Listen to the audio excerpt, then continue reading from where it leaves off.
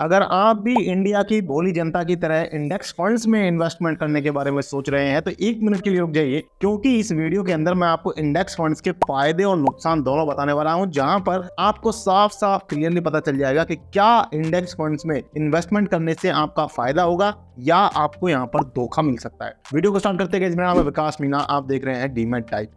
तो गाइस, आज के इस वीडियो में मैं आपको बताऊंगा कि इंडेक्स फंड्स में क्या आपको इन्वेस्टमेंट करनी चाहिए या नहीं करनी चाहिए। सबसे पहला क्वेश्चन, अगर इन्वेस्टमेंट करनी चाहिए तो कितना पैसा लगाना चाहिए और कितने इंडेक्स फंड्स में इन्वेस्टमेंट करनी चाहिए। साथ साथ आपको इन सबसे पहले मैं बताऊंगा कि इंडेक्स फंड्स के क्या फायदे हैं और क्या नुकसान है। तो सबसे पहले बात करते हैं फायदों की। तो देखिए, इंडेक्स फंड जो है वो एक इंडेक्स का फंड होता है। कहने का मतलब ये है कि जैसे इंडिया में अलग अलग सेक्टर्स की अलग अलग इंडेक्सेस है, जैसे कि फार्मा सेक्टर की एक अलग इंडेक्स है, ऑटो सेक्टर की है, IT सेक्टर की है। तो इस तरीके के अगर आप सेक्टर वाइज बेट लेना चाहते हैं, सेक्टर्स में अगर आप किसी एक पर्टिकुलर सेक्टर पे बुलिश है तो आप उस पर्टिकुलर सेक्टर की इंडेक्स फंड में इन्वेस्टमेंट कर सकते हैं। या आप चाहें तो इंडिया की जो ओवरऑल इकोनॉमी को दर्शाने वाली इंडेक्सेस है, जो कि निफ्टी और सेंसेक्स हैं, उनमें आप डायरेक्ट इन्वेस्टमेंट कर सकते हैं। तो ये हो गया इंडेक्स फंड का कॉन्सेप्ट। अब इसके फायदे क्या क्या है? देखिए, सबसे पहला फायदा यहाँ पर ये हो जाता है कि आपको रिस्क यहाँ पर कम मिलता है लॉन्ग टर्म में। लेकिन ये जो रिस्क जो कम है, ये फंड ना लॉन्ग टर्म के लिए ही लागू है। शॉर्ट टर्म में तो रिस्क हर जगह है, तो लॉन्ग टर्म में आपको रिस्क कम मिलता है। लॉन्ग टर्म का मतलब कम से कम 3 साल, और ज्यादा से ज्यादा तो आप जितना ज्यादा टाइम तक आप होल्ड करके रखेंगे उतना बढ़िया है। और कम से कम 3-4 साल का अगर आप व्यू लेकर के चल रहे हैं, तभी आपको ये मानना है कि इंडेक्स फंड में रिस्क कम है। उससे शॉर्टर ड्यूरेशन में रिस्क हो सकता है, जो हम अभी आगे जब हम डिसएडवांटेज के बारे में बात करेंगे, नुकसान के बारे में बात करेंगे तो जानेंगे। तो रिस्क कम है लॉन्ग टर्म में, ये पहला फायदा। दूसरा फायदा यहाँ पर ये है कि आपको एक्सपेंस रेशियो कम देना पड़ता है। एक्सपेंस रेशियो का मतलब क्या है? देखिए, म्यूचुअल फंड में जब आप इन्वेस्टमेंट करते हैं तो फंड मैनेजर को, उस AMC को एक फीस जाती है पर्टिकुलर। ये फीस जो है 0.1% से लेकर के 2-2.5% के आसपास होती है। तो जो इंडेक्स फंड में ये फीस होती है 0.1%, 0.2% या 0.3% के आसपास, इसी रेंज में होती है, इससे ज्यादा नहीं होती है। तो ये एक्सपेंस रेशियो जो है वो दूसरे म्यूचुअल फंड्स की कैटेगरी में इंडेक्स फंड में आपको कम पे करना पड़ता है। ये दूसरा फायदा हो गया। तीसरा फायदा आपको यहाँ पर यह है कि आपको इंडेक्स फंड में इन्वेस्टमेंट करने के लिए किसी डीमैट अकाउंट की जरूरत नहीं पड़ती है। आप डायरेक्ट AMC की वेबसाइट पर जाकर के इन्वेस्टमेंट कर सकते हैं, या जो भी थर्ड पार्टी एप्स वगैरह हैं आप उनका भी यूज कर सकते हैं। इसके अलावा मैंने जैसा कि बताया, अगर आप किसी एक पर्टिकुलर सेक्टर पर बुलिश हैं, जैसे कि फार्मा है या अभी फिलहाल IT ज्यादा ट्रेंड में चल रहा है, तो अगर आप किसी भी एक पर्टिकुलर सेक्टर पर बुलिश हैं तो आप उस सेक्टर की इंडेक्स पर पैसा लगा करके आप एक अच्छा रिटर्न भी जनरेट कर सकते हैं। अगला फायदा आपको यहाँ पर ये जाता है कि ओवरऑल जो इंडेक्स फंड्स है वो आपको एक डिसेंट रिटर्न दे देते हैं। डिसेंट रिटर्न का मतलब ये है कि कोई बहुत ज्यादा हाई फाई रिटर्न नहीं मिलेगा आपको, लेकिन एक डिसेंट रिटर्न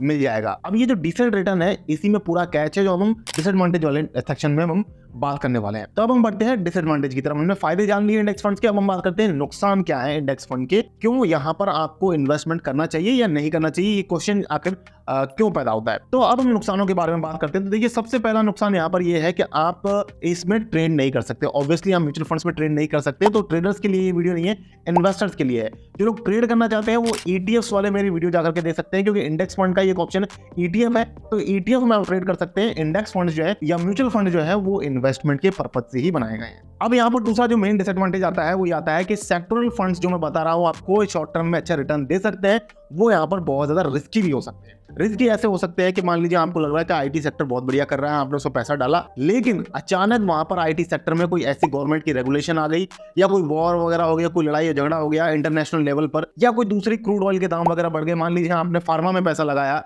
या हमने केमिकल इंडेक्स पर पैसा लगाया, और वहां पर अगर मान लीजिए क्रूड ऑयल के दाम बढ़ गए अचानक से, तो आपको वहां पर जो है प्रॉब्लम हो सकती है। शॉर्ट टर्म में आपका जो पैसा है वो काफी ज्यादा डिक्रीज हो सकता है, क्योंकि वो पर्टिकुलर सेक्टर, वो पर्टिकुलर इंडेक्स जो है क्रैश कर सकती है। इसके अलावा भी जो आपने देखा होगा 2020 के अंदर या कोविड के टाइम पर, इंडिया की या दूसरे भी जो भी ग्लोबल बड़े बड़े इंडेक्सेस हैं, तो वो जो बड़ी इंडेक्स है सेंसेक्स निफ्टी, वो भी क्रैश कर सकती है। इवन आपने देखा 65% तक इंडिया की इंडेक्सेस में क्रैश आया था 2020 के अंदर। तो ऐसा नहीं है कि रिस्क नहीं है, रिस्क तो है, लेकिन जैसा कि मैंने बताया, अगर आप लॉन्ग टर्म तक बने रहते हो, 3-4-5 साल तक बने रहते हो, तो वो रिस्क जो है वो वापस ऑटोमेटिकली कवर हो जाता है।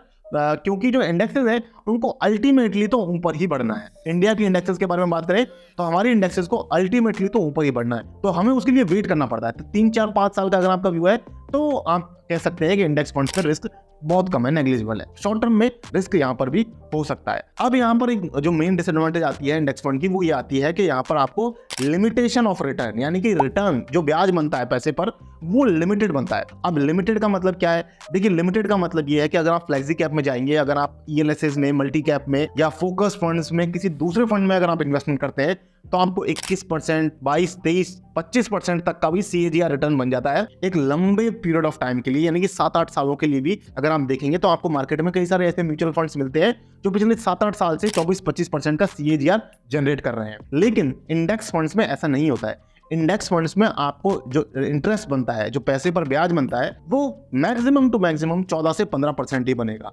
इससे ज्यादा बन ही नहीं सकता, क्योंकि जो इंडेक्सेस है वो थोड़ा धीमी गति से बढ़ती है, वो स्लो बढ़ती है। अब ये जो 14-15% में बता रहा हूँ, ये इंडिया की जो बड़ी मेजर इंडेक्स में बता रहा हूँ, निफ्टी और सेंसेक्स में। हो सकता है सेक्टरल फंड्स में आपको इससे ज्यादा रिटर्न मिल जाए, लेकिन वो शॉर्ट टर्म के लिए बनेगा। वो बहुत ज्यादा लॉन्ग टर्म तक आपको लगातार 30% का CAGR रिटर्न आपको कोई भी इंडेक्स लगातार हर साल बहुत लंबे टाइम तक नहीं दे सकती है।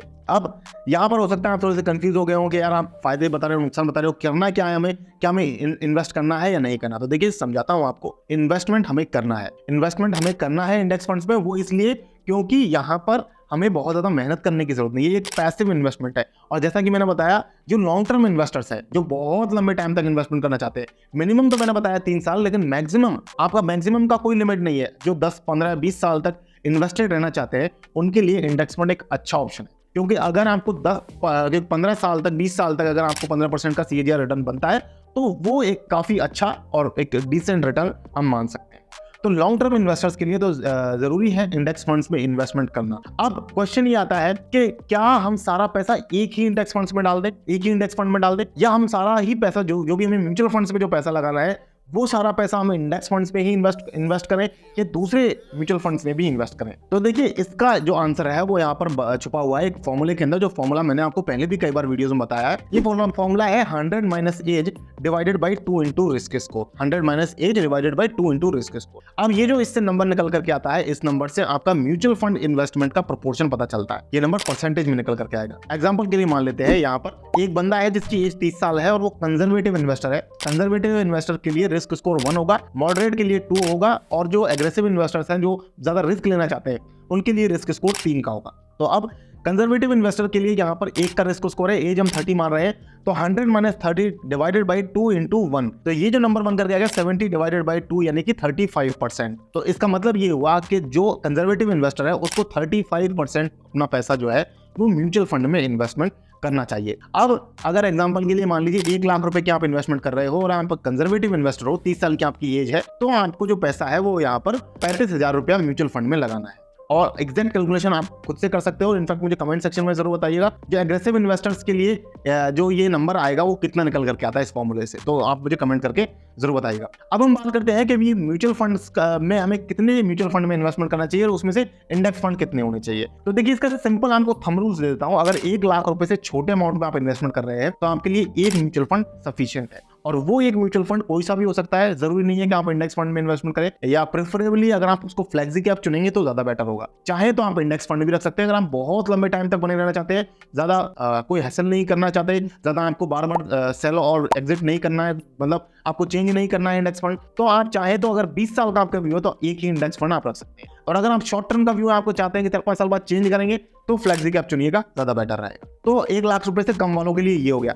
जो 1 लाख से 10 लाख रुपए के बीच का अमाउंट इन्वेस्टमेंट करना चाहते हैं उनके लिए मैं यहाँ पर कहूंगा कि 3 म्यूचुअल फंड आपके लिए सफिशिएंट है। उसमें से 1 इंडेक्स फंड आप रख सकते हैं, 2 कोई दूसरी कैटेगरी के म्यूचुअल फंड आप चुन सकते हैं। जो लोग 10 लाख रुपए से ज्यादा का अमाउंट इन्वेस्टमेंट करना चाहते हैं वो यहाँ पर 5 म्यूचुअल फंड उनके लिए सफिशिएंट होंगे। आप उसमें से 1 या मैक्सिमम 2 इंडेक्स फंड, प्रेफरेबली एक ही इंडेक्स फंड होगा उसमें से, और ज्यादा से ज्यादा 2 हो सकते हैं। बाकी 3 जो म्यूचुअल फंड्स है वो दूसरी कैटेगरी के हो सकते हैं। एक फ्लेक्सी कैप भी आपको जरूर रखना चाहिए। फ्लेक्सी कैप कैटेगरी के जो म्यूचुअल फंड है अच्छा रिटर्न दे रहे हैं, अच्छा परफॉर्म कर रहे हैं। तो ये हो गया यहाँ पर इंडेक्स फंड्स का एनालिसिस। यहाँ पर मैंने आपको फायदे बताए, नुकसान बताया। अगर आपको वीडियो पसंद आया है तो लाइक करें। आपको इंडेक्स फंड्स के लिए कोई डीमैट अकाउंट की जरूरत नहीं पड़ती है, म्यूचुअल फंड के लिए भी, लेकिन आप चाहे तो म्यूचुअल फंड्स में इन्वेस्टमेंट आप डीमैट अकाउंट के थ्रू भी कर सकते हैं। अगर आपने स्टॉक्स में इन्वेस्टमेंट कर रखा है तो उसी ब्रोकर के थ्रू आप यहाँ पर इन्वेस्टमेंट कर सकते हैं। मेरे जो फेवरेट डीमैट अकाउंट्स है उनके लिंक आपको डिस्क्रिप्शन में मिल जाएंगे, जाकर के आप वहां पर अकाउंट क्रिएट कर सकते हैं। मेरी इन्वेस्टमेंट एक्टिविटी के बारे में अगर आप जानना चाहते हैं तो टेलीग्राम चैनल पर मेरे साथ जुड़ सकते हैं, इसका लिंक आपको डिस्क्रिप्शन में मिल जाएगा। आज की वीडियो में इतना ही गाइस, मिलते हैं फिर से नई वीडियो में, तब तक के लिए मुझे दीजिए इजाजत। जय हिंद, जय भारत।